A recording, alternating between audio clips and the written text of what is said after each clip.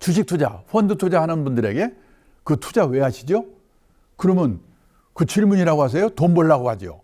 다 돈 벌려고 한다고 그럽니다. 그걸 무목적 충동 투자라고 하죠. 우선 내가 갖고 있는 이 금융자산이 3천만 원 있다, 5천만 원 있다, 1억 있다.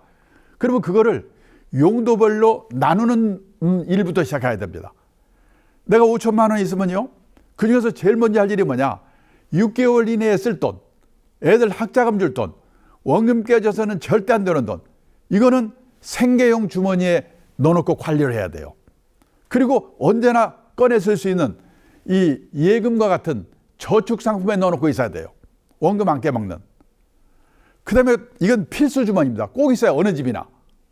그 다음에요, 자산 형성 주머니. 내가 노후에 대비해가지고 차곡차곡 돈을 모아가는 주머니입니다. 이거는 장기 분산 투자를 할 수 있는 이 투자 상품, 주식이나 펀드 이런 데 투자하는 거죠. 이건 투자 상품에 넣고 운영하기 때문에 투자 주머니라고 합니다. 그래서요, 생계형 주머니, 자산 형성 주머니는 어느 집이나 꼭 있어야 되는 주머니입니다. 트레이딩 주머니. 이거는 시황에 따라서 샀다 팔았다 하는 거예요. 근데 이거는 나쁜 건 아니에요. 확률로 보면 맞출 수 있는 확률이 절반밖에 안 됩니다. 빠진 거나 마찬가지예요. 그렇기 때문에 여기에 들어가는 그 자금은 내가 잘못하면 손실을 절반 정도 확률로 손실 볼 확률이 있기 때문에 이것이 없어지더라도 내 인생에 지장을 주지 않는 범위 내에서 해야 된다. 오락하는 기분으로 해야 된다. 그래서 오락용 주머니라고 그래요. 근데 이 주머니는 있어도 되고 없어도 되는 주머니입니다. 저는 이 주머니가 없습니다. 왜? 이런 거 할 시간 있으면 일을 열심히 해야 된다고 생각하기 때문에. 근데 제 아내는요, 고수업을 좋아하거든요. 그래서 이 주머니가 있어요. 제가 그래서 뭐냐, 우리 집의 금융자산의 10% 이내에서 한도를 정해주고 맘대로 해라. 제가 공척하거든요. 그러니까 그런데 하고 있는 거예요. 근데 지금 우리나라의 투자자분, 이 동학개미 투자자분들이 자기는 지금 어떻게 하고 있는지 생각을 모르겠습니다만은 생각을 바로 트레이딩 주머니에 넣어놓고 샀다 팔았다 하고 있는 겁니다. 그래서 깨먹으면은 에이 나쁜 놈들. 그러고는 다시 생계용 주머니 예금으로 갔다가 또 주가가 오르면 한번 해볼까? 또 트레이딩으로 왔다 갔다 하는 거예요. 정작 필요한 자산 형성 주머니에 들어갈 거는 그런 운용을 하고 있는 분은 거의 없다는 겁니다. 그래서 저는 앞으로 자산 형성 주머니를 잘 운용해 가지고 이 노후 대비를 해야 된다. 더더군다나 자기 직업을 갖고 있는, 본업을 갖고 있는 아마추어 투자자분들이 단기에 사고 팔고해서 돈을 번다는 게 무지하게 어렵습니다. 그걸 깨달아야 되거든요. 그래서 우선요, 우리가 내가 지금 주식 투자, 펀드 투자를 하고 있다면 왜 투자를 하고 있는가를 먼저 확실히 인식을 하고 있어야 됩니다. 우리나라, 일본에서 이 금융교육이 잘 안 된 나라이기 때문에 주식 투자, 펀드 투자하는 분들에게 그 투자 왜 하시죠? 그러면 그 질문이라고 하세요? 돈 벌려고 하죠. 다 돈 벌려고 한다고 그럽니다. 그걸 무목적 충동 투자라고 하죠. 근데 미국에서 공부를 좀 제대로 한 투자자에게 질문을 하면은 왜 투자를 하세요? 노후 대비로 합니다. 그럼 노인들이 그렇게 대답했겠지? 아닙니다. 학교를 갓 졸업하고 직장 생활을 막 시작한 20, 30대 투자자들도 노후 대비로 투자한다는 비율이 60, 70%입니다. 그러니까 이게 장기 투자가 되고 계획이 있는 겁니다. 그러니까 우리나라 투자자분들이 내가 왜 투자를 하는가, 이걸 또 확실히 아셔야 된다는 겁니다. 저축상품, 예금 같은 저축상품은 그냥 갖다가 맡기면 책임져 주니까 상관이 없는데, 주식이나 펀드 같은 투자상품은 잘하면 돈을 벌지만 잘못하면 원금도 깨먹을 수 있으니까 투자상품의 운용에 성공을 하려면 어떻게 해야 되는가? 시세 예측 잘해가지고 샀다 팔았다 잘하면 되죠. 쌀 때 사서 비싸게 팔으면. 그렇게 생각합니다.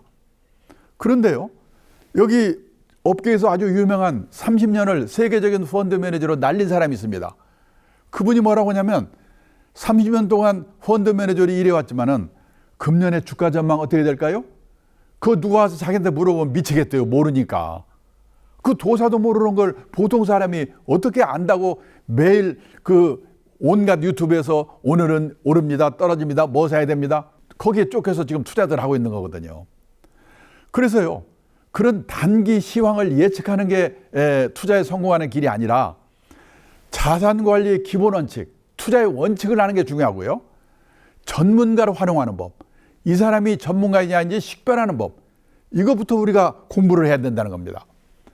그러면요, 투자에는 이익만 보는 게 아니라 손실을 볼 수 있는 리스크가 있습니다.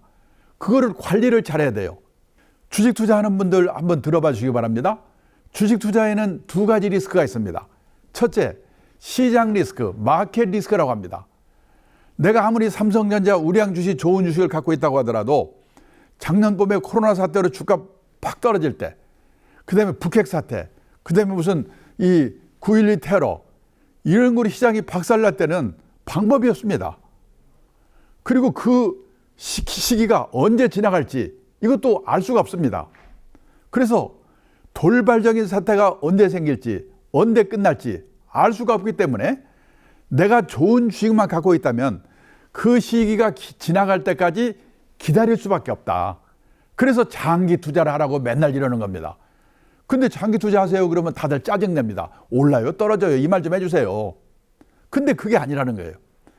어떤 일이 언제 생길지 언제 지나갈지 모르기 때문에 좋은 주식만 갖고 있다면 그때가 지나갈 때까지를 기다릴 수밖에 없다. 그래서 장기 투자를 하라는 거죠. 근데 또 하나 리스크가 뭐냐면 개별 종목 리스크라는 게 있습니다. 아무리 시장이 다 같이 오르더라도 불량 주식을 갖고 있으면 오르지 않습니다. 그래서요, 우량 종목을 찾는 노력을 해야 돼요. 분석을 하고 기업 방문도 하고. 그런데 신이 아닌 이상 100% 우량 종목 고른다는 보장이 없거든요. 그래서 5종목, 10종목에다가 분산 투자를 하라는 겁니다.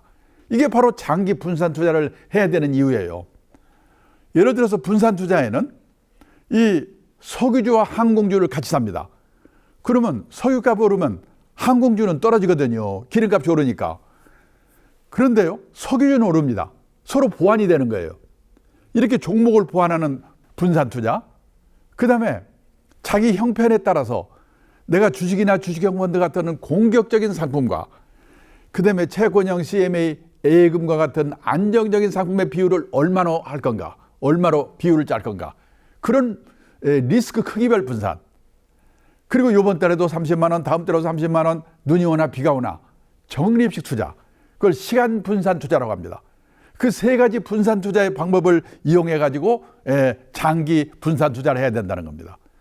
고르는 기준이 6가지가 있는데, 첫째가 뭐냐, 그 넣으려고 하는 상품이 이번 달에 50만 원 넣어야 되겠는데 주식이나 예금처럼 갖다 은행에 맡기면 책임져 주는 저축 상품인가, 주식이나 펀드처럼 잘못하면 원금도 깨먹을 수 있는 투자 상품인가, 이거를 확실히 알고 사셔야 돼요. 애매한 게 많기 때문에. 두 번째로는요, 예금과 같은 저축 상품을 책임져 주니까 사놓고 잊어버려도 돼요. 근데 투자 상품은 잘못하면 원금도 깨먹으니까 꼼꼼히 살펴보고 가입을 해야 되는데, 그중에도 간접 투자 상품, 펀드, 변액보험, 변액연금, 이런 것들은 어디 가서 사는 것보다 중요한 게 뭐냐면 어느 회사가 운용해 주는가. 그 운용회사가 돈 벌게도 하고 말아먹게도 하는 거거든요.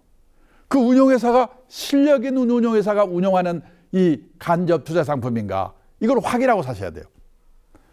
그 다음에 세 번째는요, 단서조항. 금융상품에는 단서조항이 있는 상품이 많아요. 이게 나쁜 게 아니고 알고 하셔야 돼요. 그 다음에 적합성. 어떤 사람한테는 참 좋은 상품인데 나한테는 맞지 않는 상품이 있어요. 직장인이 컴퓨터 앞에 앉아가지고 선물, 옵션 사다 팔았다, 주식 사다 팔았다, 빨리 말려야 돼요. 그 사람은 회사 잘리려고 작정한 사람이에요. 제가 옛날에 사장을 할 때 사무실을 가끔 돕니다. 그러면 제가 지나가는 순간에 PC, 컴퓨터를 팍 끄는 친구가 있어요. 왜 껐냐? 둘 중에 하나. 야한 사진 보고 있었거나 아니면 주식 샀다 팔았다 하는 친구. 그런 친구 중에 진급 빨리 되는 친구를 못 봤어요. 주식은 하는 게 좋아요. 좋은데 하더라도 일주일에 한 번이나 보고 느긋하게 해야 되거든요. 왜? 직장인은 직업에서 성공해야 되니까. 가장 큰 투자 엔진은 자신의 직업이다. 세금. 요즘 이 절세 상품이 많이 나오고 있어요. 정부가 국민들의 노후를 책임질 수 없으니까 노후 준비하시라고. 그거를 잘 활용해야 돼요. 세제 혜택을 꼭 알아보고. 마지막으로 수수료. 펀드 사시면서 보험 가입하시면서 수수료가 얼마나 되는가, 이거 물어보고 사는 이 투자가 100명에 1명 없어요. 근데 선진국의 투자가들은 펀드 살 때, 보험 가입할 때 제일 먼저 물어보는 게 수수료입니다. 왜? 남존 일만 시키니까. 급한 대로 여기 있는 6가지만이라도 꼼꼼히 살펴보고 가입을 하면 큰 실수가 없다. 지금요 3시간 강의를 10몇 분에 했기 때문에 헷갈릴 거예요.